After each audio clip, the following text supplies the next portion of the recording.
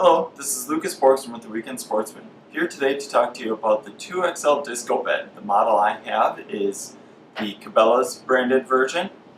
I've had it for about a year, and so I have a few experiences in setting it up and tearing it down, and I hope to be able to show you how easy it is to assemble and give you good ideas to the time to assemble one solo.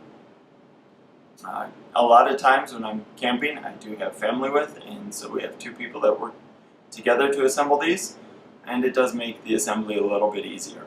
Another thing to note is that these are not light by any means. They're very easy to carry with one in each hand, and I'll set it up to where you can see that carrying them that way is a fairly easy aspect, but it is not something that I would want to take on a long trek into a campsite. So you can see here, when you purchase it, you get two of these bags, 2 carry bags, one for each version. And what I mean by that is if we zoom in here, you should be able to see it right there. You have the round end frame in this one, which would be the bottom bunk or the bottom of the cot. And this one over here, trying to not get you guys sick, is the straight end frame. This would be the top one, top bunk, or the back of the cot, or as described in the instructions and other descriptions, it is also able to stand alone, so you have 2 separate cots as well. So like I said, these are not very light at all. They have long handles on them. I am 6'4", and you can see that there is, with me standing straight up and not walking much, there is not much freeboard on them. So the other option is to get them like this, get down, and loop them over your shoulders. And this way, I feel a lot more comfortable to be able to walk longer distances.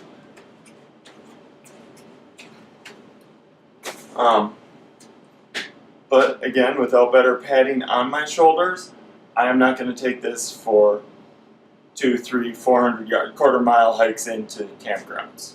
So without further ado, let's go ahead and start digging into the round end frame and assembling that one.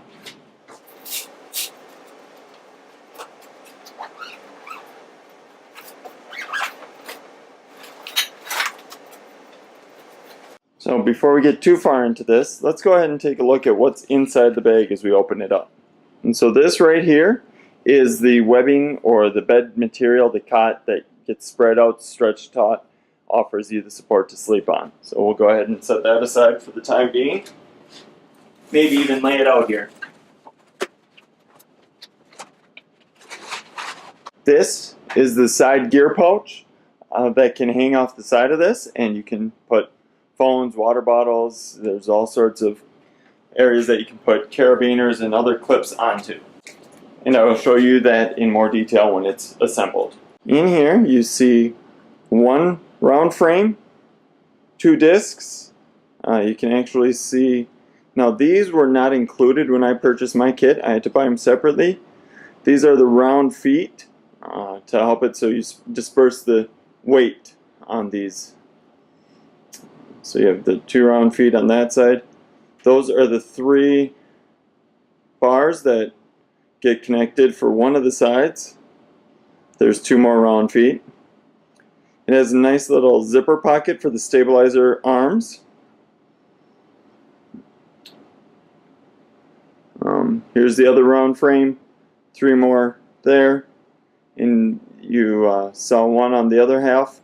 And this one here is another leg for when you're converting the straight frame into the top of the bunk. So that curved part right there is able to sit on top of one of the discs, which I will show you better in setup.